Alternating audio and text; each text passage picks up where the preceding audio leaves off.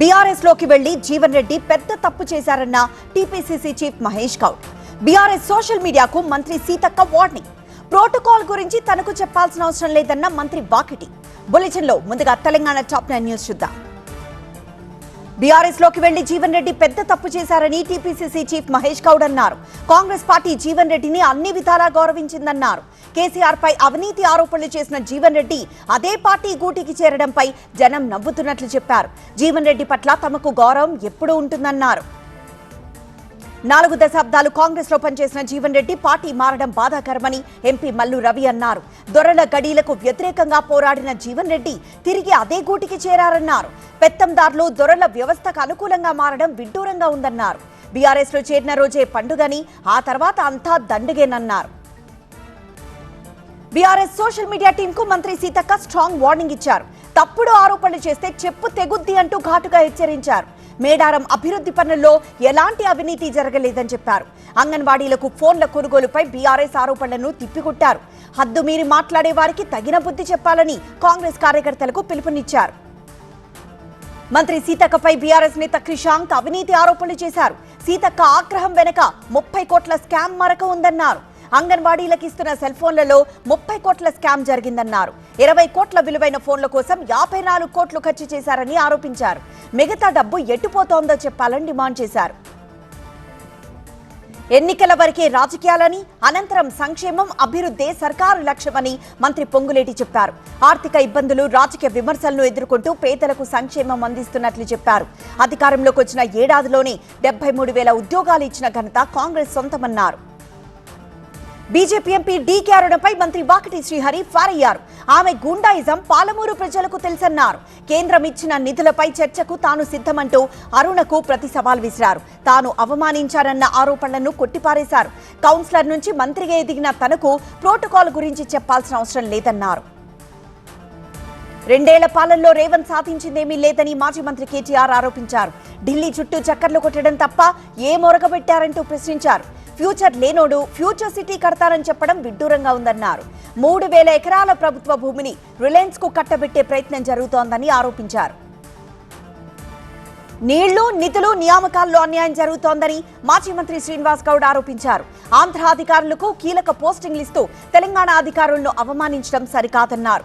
ఏపీకి చెందిన ఎక్సైజ్ శాఖ అధికారితో తెలంగాణ అధికారుల ఆరోగ్యం పాడవుతోందన్నారు. కులం పేరుతో ఉద్యోగులను దూషిస్తున్న వారి వైఖరి మారకపోతే ఉద్యమం తప్పదని హెచ్చరించారు. డీలిమిటేషన్ పై సీఎం రేవంత్ కు Mahabubnagar BJP MP DK Aruna counter ఇచ్చారు. డీలిమిటేషన్, మహిళా రిజర్వేషన్ బిల్లుపై క్రెడిట్ రావడం లేదన్నదే కాంగ్రెస్ బాధ అన్నారు. అందుకే దక్షిణాదికి అన్యాయం అంటూ రేవంత్ విమర్శిస్తున్నారన్నారు. అన్ని రాష్ట్రాల్లో ఉన్నట్లే తెలంగాణలోనూ డీలిమిటేషన్ ఉంటుందని స్పష్టం చేశారు. మావిగన్ మాటలతో జగన్ను జనం పిచ్చోడిలా చూస్తున్నారన్న సీఎం చంద్రబాబు. అమరావతి వ్యయంపై వైసీపీ ఆరోపణలు కొట్టిపారేసిన మంత్రి నారాయణ. మహిళా రిజర్వేషన్ సవరణ బిల్లుకు సంపూర్ణ మద్దతు ప్రకటించిన వైసీపీ. బులెటిన్లో ముందుగా ఏపీ టాప్ 9 న్యూస్ చూద్దాం. జగన్ మావిగన్ ప్రకటనతో జనం పిచ్చోడిగా ముద్ర వేస్తున్నారని సీఎం చంద్రబాబు విమర్శించారు. అమరావతిపై వచ్చే విమర్శకు అభివృద్ధితోనే సమాధానం ఇస్తామన్నారు. అమరావతి 5,000 ఎకరాల ల్యాండ్ బ్యాంక్ అని, ఎకరాకు 10 కోట్ల చొప్పున 50,000 కోట్ల ఆదాయం వస్తుందని అమరావతిలో జరిగిన పార్టీ శిక్షణ తరగతుల్లో చెప్పారు. అమరావతి నిర్మాణం వ్యయంపై వైసీపీ ఆరోపణలను మంత్రి నారాయణ కొట్టిపారేశారు. రాజధానిపై పూటకో మాట మాట్లాడుతోందన్నారు. గతంలో 3 రాజధానుల పేరుతో రాష్ట్ర భవిష్యత్తుతో చెలగాటమాడిందని ఆరోపించారు. తెలంగాణ సచివాలయం, పార్లమెంట్ నిర్మాణాల ఖర్చుపై క్లారిటీ ఇచ్చారు. ఏపీ ప్రజలు ఒక మూలకు కూర్చోబెట్టినా జగన్ కు బుద్ధి రావడం లేదని హోంమంత్రి అనిత ఆరోపించారు. అధికారంలోకి వస్తే వినాశనం తప్పదని హెచ్చరించడం దారుణమన్నారు.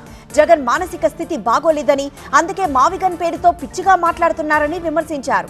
విధ్వంసానికి పాల్పడతామన్న జగన్ అరుపులకు భయపడబోమని, తొక్కుకుంటూ ముందుకు వెళ్తామన్నారు. బీసీల సంక్షేమానికి కూటమి సర్కార్ కట్టుబడిందని మంత్రులు అచ్చెన్నాయుడు, సత్యకుమార్, కొల్లు రవీంద్ర, సవిత చెప్పారు. బెజవాడ తుమ్మలపల్లి కళాక్షేత్రంలో జరిగిన పూలే జయంతి వేడుకల్లో మాట్లాడారు. త్వరలోనే బీసీ రక్షణ చట్టం తెస్తున్నట్లు చెప్పారు. గత ప్రభుత్వం బీసీలను ఓటు బ్యాంక్గా చూసిందని ఆరోపించారు. విశాఖ రైల్వే జోన్ ఏర్పాటు వైసీపీ పోరాట ఫలితమని మాజీ మంత్రి గుడివాడ అమర్నాథ్ చెప్పారు. అమరావతి కోసం మాట్లాడుతున్న కూటమి ఎంపీలు, నేతలు రైల్వే జోన్ పై ఎందుకు మాట్లాడలేదని నిలదీశారు. జగన్ మావిగన్ ప్రతిపాదనపై ప్రజల్లో చర్చ జరగడంతో దబ్రాబు కారిడార్ పేరుతో కొత్త భాష చెబుతున్నారని ఆరోపించారు. అమరావతి నిర్మాణం పెద్ద కుంభకోణమని వైసీపీ ఎంపీ మిథున్ రెడ్డి ఆరోపించారు. అమరావతికి తాము వ్యతిరేకం కాదని, రాజధాని పేరుతో జరిగే దోపిడీకి మాత్రమే వ్యతిరేకమన్నారు. జగన్ మావిగన్ ప్రతిపాదన అద్భుతమన్నారు. మావిగన్తో గుంటూరు, విజయవాడ, మచిలీపట్నం పోర్టు కలిస్తే అభివృద్ధి పరుగులు పెడుతుందన్నారు. ఈ నెల 16న పార్లమెంట్లో ప్రవేశపెట్టే మహిళా బిల్లుకు వైసీపీ సంపూర్ణ మద్దతు ఇస్తోందని ఎమ్మెల్సీ వరదు కళ్యాణి చెప్పారు. వైసీపీ హయాంలో మహిళలకు పెద్దపీట వేశారని, స్థానిక ఎన్నికల్లో 50% రిజర్వేషన్లు కల్పించిన ఘనత జగన్ సొంతమన్నారు. కూటమి పాలనలో మహిళలపై దాడులు పెరిగాయన్నారు. అమరావతి తరహాలో నెల్లూరులో అవినీతి పెరిగిందని ఎమ్మెల్సీ చంద్రశేఖర్ రెడ్డి ఆరోపించారు. కుళాలు లేని వారికి కూడా పన్నులు చేస్తున్నారని ఆరోపించారు. మొక్కల పెంపకంలో మంత్రి నారాయణ భారీ దోపిడీ చేస్తున్నారన్నారు. 750 రూపాయలు విలువ చేసే మొక్కకు 12,000 ఖర్చు చేస్తూ దోపిడీకి తెరతీశారన్నారు. తప్పులు కప్పిపుచ్చేందుకే బొత్స కన్నీరు పెట్టారని టీడీపీ నేత ధూళిపాడ నరేంద్ర ఆరోపించారు. వైఎస్ఆర్ చనిపోయినప్పుడు జగన్ ఎక్కడున్నారో చెప్పాలని నిలదీశారు. వైఎస్ఆర్ వివేక మృతితో పాటు కోడి కేసు కూడా వైసీపీకే లబ్ధి చేకూర్చిందన్నారు. బాధ్యతాయుతంగా ఉండాల్సిన ప్రతిపక్షం భౌతిక దాడులకు దిగడం సరికాదన్నారు. సింహాచలం చందనోత్సవంపై ఉన్నత స్థాయి సమీక్ష. శ్రీశైలం వెబ్సైట్లో సాంకేతిక లోపం, అడుగంటిపోతోన్న భూగర్భ జలాలు. టాప్ 9 పల్లె వార్తలకు చూద్దాం. సింహాచలం అప్పన్నకు నిర్వహించే చందనోత్సవం ఏర్పాట్లపై విశాఖ కలెక్టరేట్లో ఉన్నత స్థాయి సమీక్ష జరిగింది. ఈ నెల 20న ఈ వేడుక నిర్వహించనున్నారు. ఈ సమక్షంలో దేవాదాయ మంత్రి ఆనం రామనారాయణ రెడ్డి, జిల్లా ఇన్ఛార్జ్ మంత్రి డోలా బాల వీరాంజనేయ స్వామి కూడా పాల్గొన్నారు. బాపట్ల జిల్లా అద్దంకి నియోజకవర్గం కొండమూరులో హైస్కూల్ విద్యార్థులు 100 మందికి మంత్రి గొట్టిపాటి రవికుమార్ సైకిళ్లు పంపిణీ చేశారు. అద్దంకి సమీపంలో నిర్మిస్తున్న టిడ్కో ఇళ్లను పరిశీలించారు. ఉమ్మడి కరీంనగర్ జిల్లాలో భూగర్భ జలాలు అడుగంటిపోతున్నాయి. లోయర్ మానేరు డ్యాం నీటి నిల్వ సామర్థ్యం 24 టీఎంసీలు కాగా ప్రస్తుతం 6 టీఎంసీలు మాత్రమే ఉంది. డ్యాంకు 2,000 క్యూసెక్ల ఇన్ఫ్లో వస్తుండగా 4,000 క్యూసెక్లు రబీ కోసం విడుదల చేస్తున్నారు. ఖమ్మం జిల్లా వైరా మండలం గొల్లనపాడులో మొక్కజొన్న కొనుగోలు కేంద్రం ఏర్పాటు చేయాలని డిమాండ్ చేస్తూ రైతు సంఘం ఆధ్వర్యంలో రైతులు నిరసన చేపట్టారు. మార్క్ఫెడ్ ద్వారా కొనుగోలు చేపట్టాలని డిమాండ్ చేశారు. దళారులు క్వింటాకు 1,600 రూపాయలు కూడా ఇవ్వడం లేదని రైతులు తెలిపారు. సిద్దిపేట జిల్లా దుబ్బాక 14వ వార్డులో నిర్మించిన పల్లె దవాఖానా ఇంతవరకు ప్రారంభించలేదు. ఈలోపు వార్డుల్లోని మురుగంతా ఆ భవనం చుట్టూ చేరిపోయింది. దీని వెనుక పశువుల ఆసుపత్రి ఉంది. ఇప్పుడు అటు వెళ్లలేని పరిస్థితి ఏర్పడింది. భద్రాచలం రామాలయ అభివృద్ధి పనుల్లో భాగంగా ఆలయ ప్రాంగణంలోని అనుబంధాలయాలు, అద్దాల మండపం, యాగశాల, వంటశాల తొలగింపు పనులు అధికారులు చేపడుతున్నారు. ఈ నెల 25న అంకురార్పణ, పూజల తర్వాత విగ్రహాలను బయటికి తీసుకొస్తారు. శ్రీశైలం దేవస్థానం వెబ్సైట్లో సాంకేతిక సమస్య తలెత్తింది. ఆన్లైన్ టికెట్ బుకింగ్ లో అంతరాయం ఏర్పడింది. టికెట్లు డౌన్లోడ్ కాక భక్తులు ఇబ్బంది పడ్డారు. వెబ్సైట్ బుకింగ్ హిస్టరీలోనూ టికెట్లు బుక్ అయినట్లు కనిపించకపోవడంతో భక్తులు ఆందోళనకు గురయ్యారు. పశ్చిమ గోదావరి జిల్లా నరసాపురంలో ఆదికేశవ మన్నార్ స్వామి ఆలయంలో నిర్మిస్తున్న గాలిగోపురం నిర్మాణ పనులకు త్రిదండి చిన్నజీయర్ స్వామి భూమి పూజ చేశారు. నిర్మాణ పనులకు ఒక భక్తుడు ₹1 కోటి విరాళమిచ్చారు. జ్యోతిరావు పూలేను స్మరించుకున్న భారత్. పార్లమెంట్ ప్రాంగణంలో అరుదైన దృశ్యం. అధికారిక నివాసాన్ని ఖాళీ చేస్తున్న Bihar CM Nitish. National top 9 news చూద్దాం. జ్యోతిరావు పూలే ద్విశత జయంతి సందర్భంగా పార్లమెంట్ ప్రాంగణంలోని ఆయన విగ్రహానికి రాష్ట్రపతి, ప్రధాని నివాళి ఘటించారు. ఈ కార్యక్రమంలో ప్రధాని మోదీ, లోక్సభ స్పీకర్, కేంద్ర మంత్రులు, ప్రముఖులు పాల్గొన్నారు. సమానత్వం, న్యాయం, విద్య కోసం జీవితాన్ని ధారపోసిన దార్శనిక సంఘ సంస్కర్త మహాత్మా జ్యోతిరావు పూలే అని ప్రధాని మోదీ కొనియాడారు. మహిళలు, అణగారిన వర్గాల హక్కుల కోసం పోరాడిన వ్యక్తి అన్నారు. ఆయన కృషి కారణంగానే సాధికారతకు శక్తివంతమైన సాధనగా విద్య నిలిచిందని ప్రధాని మోదీ తెలిపారు. జ్యోతి పూలే జయంతి సందర్భంగా పార్లమెంట్ ప్రాంగణంలో ఏర్పాటు చేసిన కార్యక్రమంలో అరుదైన దృశ్యం కనిపించింది. కారులోంచి దిగిన ప్రధాని మోదీ కాంగ్రెస్ నేత రాహుల్ గాంధీని పలకరించారు. రాష్ట్రపతి రాక కోసం వేచి చూస్తున్న సమయంలో ఈ పలకరింపులు జరిగాయి. ప్రధాని ఏదో అడగ్గా రాహుల్ దాన్ని ఏదో వివరిస్తూ చెప్పడం కనిపించింది. రైతుల సంక్షేమానికి ఎన్డీఏ ప్రభుత్వం కట్టుబడిందని రక్షణ మంత్రి రాజ్నాథ్ సింగ్ అన్నారు. ప్రతి రైతుకు తగిన చేయూత అందించేందుకు కేంద్రం కృషి చేస్తోందన్నారు. వ్యవసాయం అంటే కఠినమైన సంప్రదాయ వృత్తి అని తెలిపారు. కానీ ఆధునిక సాంకేతికత, ఆవిష్కరణల ద్వారా సునాయాసంగా చేస్తున్నామని రాజ్నాథ్ వెల్లడించారు. ఇరాన్ అమెరికా మధ్య యుద్ధ విరమణపై పాక్లో చర్చలు జరుగుతున్న వేళ కాంగ్రెస్ పార్టీ కొన్ని ప్రశ్నలు లేవనెత్తింది.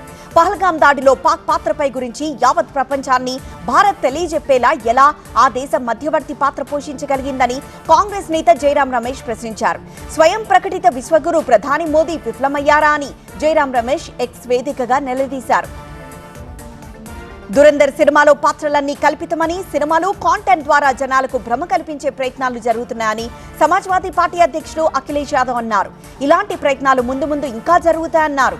నితీష్ కుమార్ ను తాము ప్రధానిగా చూడాలనుకున్నామని, కానీ ఆయన్ను రాజ్యసభకు పంపి బీజేపీ మోసం చేసిందని అఖిలేష్ ఆరోపించారు. మహిళా రిజర్వేషన్ బిల్లును ఒక రాజకీయ ఆయుధంగా ఉపయోగించరాదని కాంగ్రెస్ ఎంపీ శశి థరూర్ అన్నారు. సమాఖ్య స్ఫూర్తి బలహీనపడేలా కాకుండా పార్లమెంట్ గౌరవాన్ని ఇనుమడింపజేసేలా ఉండాలని సూచించారు. రాష్ట్రంలో జరుగుతున్న అసెంబ్లీ ఎన్నికల్లో రాజకీయ లబ్ధి కోసం పార్లమెంట్ ప్రత్యేక సమావేశాన్ని ఏర్పాటు చేస్తున్నారని థరూర్ అన్నారు.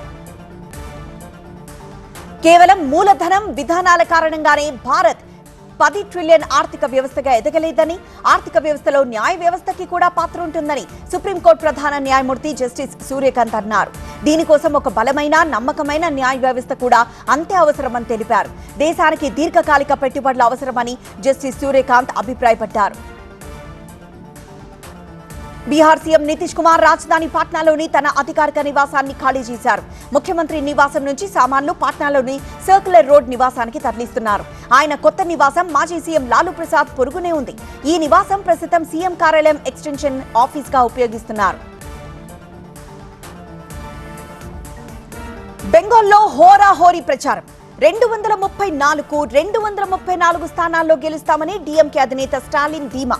పరిపాలన అంటే సినిమా కాదన్న చిదంబరం. ఎలక్షన్ టాప్ 9 న్యూస్ ఇప్పుడు చూద్దాం. లెఫ్ట్ పార్టీలకు టీఎంసీ కార్బన్ కాపీ అని ప్రధాని మోదీ విమర్శించారు. కమ్యూనిస్టుల పాలనను మమతా బెనర్జీ కొనసాగించారు తప్ప బెంగాల్లో ఎటువంటి అర్థవంతమైన మార్పు తీసుకురాలేదని ప్రధాని అన్నారు. అహంకారపూరితంగా వ్యవహరించిన అందరినీ బెంగాల్ తిరస్కరించిందని, ఇప్పుడు టీఎంసీకి అదే పరిస్థితి రాబోతోందని ప్రధాని అన్నారు. తన మేనల్లుడు అభిషేక్ బెనర్జీ ప్రయోజనాల కోసం బెంగాల్ సీఎం మమతా బెనర్జీ రాష్ట్రంలో సిండికేట్ నడుపుతున్నారని హోంమంత్రి అమిత్ షా తీవ్ర ఆరోపణలు చేశారు. బెంగాల్లో పండిస్తున్న ఆలుగడ్డలను పొరుగు రాష్ట్రాలకు విక్రయించకపోవడం మమతా బెనర్జీ అహంకారానికి నిదర్శనమని అమిత్ షా అన్నారు. బెంగాల్ను విభజించి ఎన్ఆర్సీ నిర్వహించాలని బీజేపీ భావిస్తోందని సీఎం మమతా బెనర్జీ అన్నారు. బీజేపీ మేనిఫెస్టోలో ఉన్న యూసీసీని తాము తీవ్రంగా వ్యతిరేకిస్తామని స్పష్టం చేశారు. తమకు అధికారం రాగానే యూసీసీని రద్దు చేస్తామని మమత ప్రకటించారు. బీజేపీ పాలనలో స్వేచ్ఛగా, సాఫీగా ఎన్నికలు జరగడం అసాధ్యమని విమర్శించారు. ప్రజల నుంచి వస్తున్న సహకారం, తమ సభలకు వస్తున్న జనాల్ని చూస్తుంటే తమిళనాడులోని 234 నియోజకవర్గాల్లోనూ తాము విజయం సాధించగలమనిపిస్తోందని సీఎం ఎంకే స్టాలిన్ అన్నారు. ఆయన పోటీ చేస్తున్న కొలత్తూరు నియోజకవర్గంలో ప్రచారం చేశారు. పరిపాలన అంటే సినిమా కాదని, అందులో రీటేక్స్ ఉండవని టీవీకే అధినేత విజయ్ ఉద్దేశించి కాంగ్రెస్ నేత చిదంబరం వ్యాఖ్యానించారు. టీవీకే పార్టీకి రాజకీయ అనుభవం లేదని శివగంగ ప్రచారంలో అన్నారు. ఎన్నికల సభల్లోనే కాదు, ప్రజలతోనూ విజయ్ మాట్లాడడం లేదని చిదంబరం తెలిపారు. తమిళనాడు మంత్రి డీఎంకే అభ్యర్థి అన్బి మహేష్ తిరుచి జిల్లా తిరువెంబూరులో ఆటో డ్రైవర్ గా మారారు. ప్రచారంలో భాగంగా ఆయన ఆటో నడిపారు. పెద్ద సంఖ్యలో ఆటో డ్రైవర్లు ఆయన వెంట ర్యాలీగా ప్రచారంలో పాల్గొన్నారు. ఏప్రిల్ 23న తమిళనాడులో జరిగే అసెంబ్లీ ఎన్నికలకు సంబంధించి సీనియర్ సిటిజన్ల కోసం హోమ్ పోలింగ్ ప్రారంభమైంది. ముందుగానే రిజిస్టర్ చేసుకున్న 85 ఏళ్లు పైబడిన వ్యక్తులు, వికలాంగులు తమ ఇళ్లలోనే ఓటు హక్కు వినియోగించుకోవచ్చు. ఓటర్లకు ఓటు హక్కుపై అవగాహన కల్పించేందుకు తిరుచిరాపల్లిలో వినూత్న కార్యక్రమం నిర్వహించారు. దాదాపు 1000 మంది మహిళా విలువిద్య క్రీడాకారులు ర్యాలీ నిర్వహించారు. ప్రతి ఒక్కరూ తమ ఓటు హక్కు వినియోగించుకోవాలని వీళ్లు తమ ప్రదర్శన ద్వారా తెలియజెప్పారు. అసెంబ్లీ ఎన్నికలు సమీపిస్తూ ఉండడంతో తమిళనాడులో పోలీసులు, ఎన్నికల అధికారులు విస్తృత తనిఖీలు చేపడుతున్నారు. అనుమానమున్న ప్రతి వాహనాన్ని క్షుణ్ణంగా తనిఖీ చేస్తున్నారు. ఏకాంతంగా ఉన్న జంటల వీడియోలు తీసి డబ్బులు వసూలు చేస్తున్నారనే ఆరోపణలపై పల్నాడు జిల్లా మాచర్ల ఏఎస్ఐ శ్రీనివాసరావును ఉన్నతాధికారులు సస్పెండ్ చేశారు. ఒక ఆటో డ్రైవర్ సాయంతో ఏఎస్ఐ వీడియోలు తీస్తున్నట్లు తెలుస్తోంది. భద్రాద్రి కొత్తగూడెం జిల్లా ఇల్లెందు, టేకులపల్లిలో అక్రమంగా తరలిస్తున్న 450 క్వింటాల రేషన్ బియ్యాన్ని అధికారులు పట్టుకున్నారు. ఈ వ్యవహారంలో ఒక లారీ, ఒక బొలెరో వాహనాన్ని పోలీసులు స్వాధీనం చేసుకున్నారు. రాజన్న సిరిసిల్ల జిల్లా ఎల్లారెడ్డిపేటలో ఏటీఎం మెషిన్ను దొంగలు ఎత్తుకువెళ్లి అటవీ ప్రాంతంలో బద్దలు కొట్టి నగదెత్తుకుపోయారు. సీసీ ఫుటేజ్ ఆధారంగా దొంగల కదలికలను పోలీసులు ట్రాక్ చేస్తున్నారు. ఏటీఎం బద్దలు కొట్టిన స్థలాన్ని జిల్లా ఎస్పీ పరిశీలించారు. ప్రకాశం జిల్లాలోని అనేక దేవాలయాల్లో చోరీలకు పాల్పడిన అంతరాష్ట్ర దొంగలను పోలీసులు పట్టుకున్నారు. నిందితుల నుంచి 4,70,000 రూపాయల విలువైన సొత్తుని స్వాధీనం చేసుకున్నారు. మహారాష్ట్ర నుంచి కూలీ పనుల కోసం వచ్చిన వీళ్లంతా జల్సాలకు అలవాటు పడి ఆలయాల్లో చోరీలకు పాల్పడుతున్నట్లు పోలీసులు గుర్తించారు. గుంటూరు జిల్లా మేడికొండూరు మండలం కొర్రపాడు దగ్గర డీజిల్ ట్యాంకర్ బోల్తా పడింది. కొండపల్లి నుంచి ట్యాంకర్ వెళ్తున్న ఈ ట్యాంకర్లో 14,000 లీటర్ల డీజిల్ ఉంది. కొంత డీజిల్ నేలపాలకు బాగా కొంత డీజిల్ ను స్థానికులు ఎత్తుకుపోయారు. తెలుగు రాష్ట్రాలు దేశ విదేశీ విశేషాల న్యూస్ జంక్షన్ టాప్ 9 న్యూస్ ఇప్పుడు చూద్దాం. హైదరాబాద్ మాదాపూర్ సీసీఆర్టీలో 23 కోట్ల రూపాయలతో నిర్మిస్తున్న సాంస్కృతిక కేంద్రం, సంగీత నాటక అకాడమీ పనులను కేంద్ర మంత్రి కిషన్ రెడ్డి పరిశీలించారు. సాంస్కృతిక కార్యక్రమాలకు హైదరాబాద్ లో ప్రస్తుతం రవీంద్ర భారతి ఒక్కటే ఉందని గుర్తించి ప్రధాని మోదీ ఈ కేంద్రాన్ని మంజూరు చేశారని కిషన్ రెడ్డి తెలిపారు. సిఎస్ఆర్ లో భాగంగా state bank of India Osmania యూనివర్సిటీకి 3 బస్సులు అందజేసింది. వీటి విలువ ₹1 కోటి. ఈ బస్సుల తాళం చెవులను ఓయూ వైస్ ఛాన్సలర్ కుమార్ కు ఎస్బీఐ జనరల్ మేనేజర్ రాధాకృష్ణన్ అందజేశారు. హైదరాబాద్ పోలీసులు అక్రమ ఈ సిగరెట్ల ముఠాను పట్టుకున్నారు. 3 అరెస్ట్ చేశారు. వీరి నుంచి దాదాపు 34 లక్షల రూపాయలు విలువ చేసే 999 ఈ సిగరెట్స్, వేప్స్ ని స్వాధీనం చేసుకున్నారు. 2014 పైప్ లైన్ విస్ఫోటనంలో ఇచ్చిన హామీ మేరకు అంబేద్కర్ కోనసీమ జిల్లా నగరంలో గెయిల్ ఆధ్వర్యంలో ఏర్పాటు చేసిన గ్రామీణ సురక్షిత మంచినీటి ప్రాజెక్టును ఎంపీ హరీష్ బాలయోగి ప్రారంభించారు. 6 కోట్ల రూపాయలతో దీన్ని చేపట్టారు. అస్సాం అసెంబ్లీ ఎన్నికలు ముగియడంతో ఆ రాష్ట్ర ముఖ్యమంత్రి హిమంత బిశ్వ శర్మ ఆలయాల సందర్శన చేపట్టారు. నిన్న జార్ఖండ్లోని దేవ్గఢ్ వైద్యనాథుడిని దర్శించుకున్నారు. ఇప్పుడు రాజస్థాన్లోని ప్రముఖ కాటవ్ శ్యామ్ ఆలయాన్ని, సలాసర్ బాలాజీ ఆలయాన్ని సందర్శించారు. విమానం ఆకారంలో ఉన్న ఒక అనుమానాస్పద బెలూన్ హిమాచల్ ప్రదేశ్ లోని బిలాస్పూర్ జిల్లాలో ఒక గ్రామంలోని పొలంలో కనిపించింది. దీనిపై పాకిస్తాన్ ఇంటర్నేషనల్ ఎయిర్లైన్స్ అని రాసుంది. 2 చిన్నారులు, మరో 3 హత్యను ఖండిస్తూ మణిపూర్ రాజధాని ఇంఫాల్లో కోకోమి ఆధ్వర్యంలో బైఠాయింపు జరిగింది. బాధిత కుటుంబానికి న్యాయం చేయాలని ప్రభుత్వం స్పందించేంత వరకు తమ నిరసన కొనసాగుతుందని కోకోమి ప్రకటించింది.